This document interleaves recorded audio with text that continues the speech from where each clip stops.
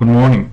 My name is Yiduo Wu, and I'm with the Diabetes Group at FDA Center for Devices and Radiological Health, or CDRH. Today, I'll be giving you an update on FDA's regulation of diabetes devices. Here's the agenda. First, I'll talk a little bit about myself and the Diabetes Group at the FDA. Then, I'll try to explain the impact of the current COVID-19 pandemic on our division, and diabetes device reviews in particular. After that, I plan to give you an update on diabetes device regulation and recent device clearances, as well as what we see as future trends in diabetes technology. In the end, I'll wrap it up with a brief summary and hopefully entertain some questions. Here is a little bit about myself. I got my PhD in analytical chemistry from the University of Michigan before joining the FDA. My background is in implantable electrochemical sensors, pretty similar to what we see in the contemporary Cgm sensors today. I joined FDA in the spring of 2012 and have been with the Diabetes Group since. In 2014, I was selected as a team lead for the automated insulin dosing systems. Together, our team approved the Medtronic 670G as the first hybrid closed-loop system in September of 2016. In March of 2018, we authorized the first integrated continuous glucose monitor, or iCGM. And in 2019, we authorized two additional de novos, one for the alternate controller-enabled pump, or ACE pump, and the other was for the interoperable automated glycemic controller, or IAGC. Together, these three de novo authorizations for iCGM, ACE pump, and IAGC created the pathway for interoperable automated insulin dosing systems that hopefully will make it easier for companies to innovate in this space. Speaking about the Diabetes Group, as indicated in the title slide, our group is situated within the Division of Chemistry and Toxicology Devices under the Office of Health Technology 7, previously known as the Office of In Vitro Diagnostics and Radiological Health, or OIR. Dr. Kelly Kelm, who presented at this meeting last November, is our Division Director. Our Deputy Division Director is Dr. Marinella Perez-Torres, and Dr. Leslie Landry is our Acting Diabetes Branch Chief. Many of you might have already heard about that the current pandemic has greatly impacted our work at the FDA. In fact, from fall of last year to summer of this year, about 80% of the reviewers within our division was reallocated to support the COVID-related Emergency Use Authorization Review, or EUA review, pre-EUA review, and compliance activities within the Division of Microbiology Devices, which received a tremendous amount of COVID-related test device submissions. As a result, most of the pre-market review work within our own division, including those for 510Ks and PMAs, were paused during that time. We resumed pre-market review for our own submissions in April of 2021. But because of the pause, we are currently working to clear the backlog with longer review timelines for most of the pre-market submissions. In addition, we're still unable to review most pre-submissions with the exception of study risk determinations, breakthrough device designation requests and follow-up interactions, as well as submission issue meeting requests. Talking about pre-submissions, I was asked by Amy to give some tips on how to prepare a pre-submission for the FDA. First, let's start with the do's. The most important thing, in my opinion, is to think as a member of the FDA review team. Keep in mind that a reviewer has multiple submissions at the same time, and it is probably the first time we'll ever see your device. So presenting your story in a concise and coherent manner is very important for us to quickly understand the device and its intended use. The purpose of the pre-submission program is for sponsors to ask questions before submitting a 510K or PMA. Please remember to always ask specific questions, not a question that is very broad in scope, such as, Does FDA have any comments about our clinical protocol? Then, let's talk about the don'ts. It is not helpful to just dump a number of reports or literature articles in your package without a good summary of why or how these references or data help support your device.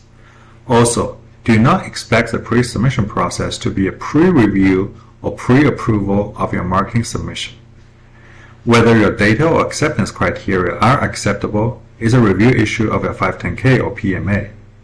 Lastly, the FDA team relies on the sponsor's questions to guide and focus our review for pre-submission. In other words, we do not intend to review or provide feedback on the content which we believe are not relevant to the questions being asked. Having said that, as driven by our goal to deliver excellent customer service, FDA may provide additional feedback if the agency thinks there are some major or obvious issues based on our review. However, not commenting on materials outside the scope of specific questions does not necessarily mean FDA's concurrence on the sponsor's position. Next, I'm going to talk about a couple of things we did in the past year. As a part of our digital transformation effort and to improve the transparency of device review process, CRH launched the pre-market submission progress tracker this summer. I put a snapshot of the website on this page. This allows the sponsor to view the progress of their pre-market file under review in a similar manner that we track a submission in our own internal tracking system. In the past, applicants had to do their own calculation for the FDA review clock. Speaking about transparency, we are aware certain sponsors may choose to make their communications with the FDA public. However, the decision to make FDA filings and communications public is a choice made by the company, not the FDA. In contrast, FDA has strict confidentiality standards and are required to keep the company's trade secrets and even the existence of ongoing pre-market files confidential. However, I do want to reassure you that FDA intends to create a level playing field and provide the same information and feedback to all sponsors, big or small. Here is another update about the device regulation on Cgm secondary alarms. Back in 2014, FDA designated Cgm Secondary Display as a Class 2 exempt medical device. Secondary display is intended to duplicate information on the primary display, and it is not meant to be a replacement of the primary display. For example, if you use your smartphone instead of a CGM receiver, the CGM app on your smartphone is a primary display. However, if you choose to share your CGM data with others, the Share or Follow app used by the other person is a secondary display. We updated the regulation to focus on the alarms functionality because mere display of CGM data is no longer a medical device function per the 21st Century Cures Act. Although this was not finalized until this year, which we provided a link to the Federal Register's notice on the bottom of the slide. We at CDRH have become aware of this change since around 2017, and we have been given feedback to sponsors with this change in mind. On this slide, I want to highlight a few notable device clearances in the diabetes space in 2021. First, we cleared the Dexcom Real-Time Application Programming Interfaces, or APIs, for use with third-party devices or mobile apps as a secondary display or alarm of the G6 CGM. The third party must be certified by Dexcom in order to gain access to these APIs for their intended purposes. Second, we cleared the Medtronic extended infusion set for up to 7 days of wear. I should also point out that our office, OHD7, is actively working with the Center for Drug Evaluation and Research, or CDER, which regulates the insulin product, to modernize the labeling approach for the insulin and device components for insulin pump use, with the goal of putting the device-related information such as insulin reservoir and infusion set change intervals in the insulin pump label rather than the drug label, as it was done historically. In addition, We cleared the Abbott Freestyle Libre 2 with the Libre 2 iOS app. The previously cleared Libre 2 system requires a reader, which is being affected by the global semiconductor chip shortage. The Libre 2 iOS app was cleared as an alternative primary display for the system, alleviating the reliance on the reader. Lastly, we cleared the Bigfoot Unity system in May. It is an iCGM integrated with a digital lookup table based on physician-prescribed insulin dose recommendations. I should note that this is not a CGM-based bolus dose calculator.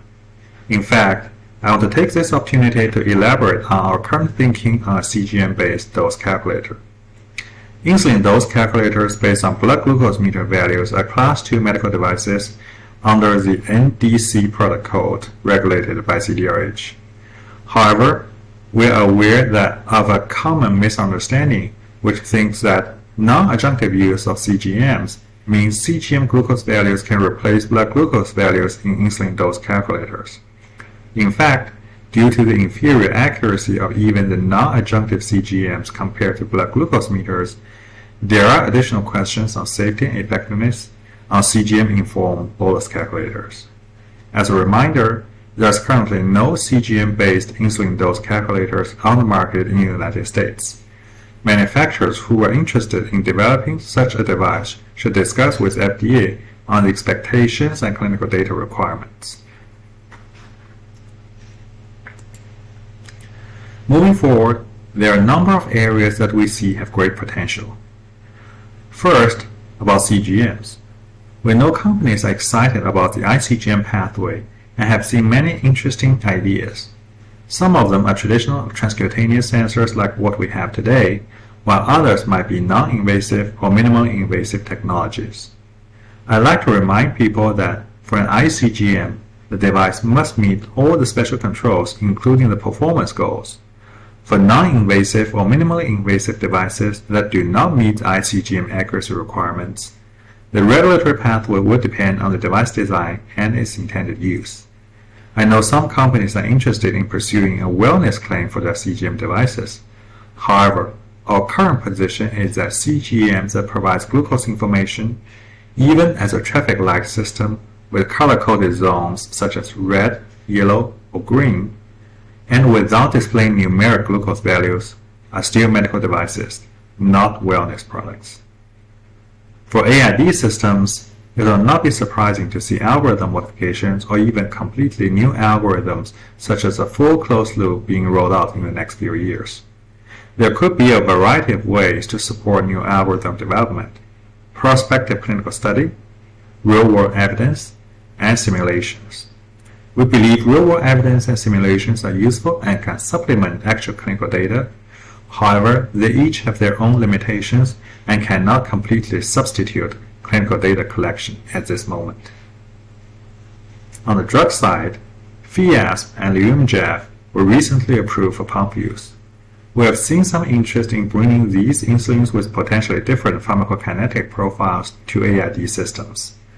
Because of the potential difference in pharmacokinetics, new clinical studies will be needed. The sample size of pre-market studies to support these newer insulins will be a topic of discussion between the manufacturer and the FDA. Improving our interoperability. Are we going to see interoperable systems such as a standalone closed-loop controller? I think the answer is yes, and it is just a matter of time. The biggest reason why we are not there yet, in my opinion, is the challenge of cybersecurity. However, the FDA team has always been an advocate for interoperability and is willing to work with device companies who are interested in pursuing a more open, third-party use case. For the IAGC, one important consideration for being interoperable with more than one iCGM or one ACE pump is the specification development process. The IAGC special controls on specification requirements for iCGM and ACE pump were often overlooked by device manufacturers. However, we believe that for an IAGC to be interoperable with other device components that were not evaluated in the pre-market study for that IAGC, The IAGC developer needs to define the accuracy requirements of the input device, which is ICGM, and the dose accuracy, occlusion detection, and wireless communication requirements for the ACE pump. The IAGC developer should ensure that whatever new ICGM or ACE pump that they intend to use with their IAGC meets the specifications that were defined in the original 510K for the IAGC. We are also seeing more 510K submissions for mobile apps. Such apps often include both device and non-device functionalities. For example, the device function could be an insulin dose calculator, and non-device function could be the patient diary, retrospective data analysis, and other features. I recommend that manufacturers refer to the FDA's Multiple Functional Device Guidance, with the link shown on this slide, for more information on a software product that includes both device and non-device functionalities. In summary, our office is still working hard to address the pandemic and the submission backlog created by the reallocation of resources. New diabetes devices were cleared in the past year despite our resource constraints on ongoing statutory work such as IDEs and breakthroughs. We will continue to work with the community to move the diabetes technology field forward. With that, I'd like to thank you for your participation, and I'm happy to answer any questions. Thank you.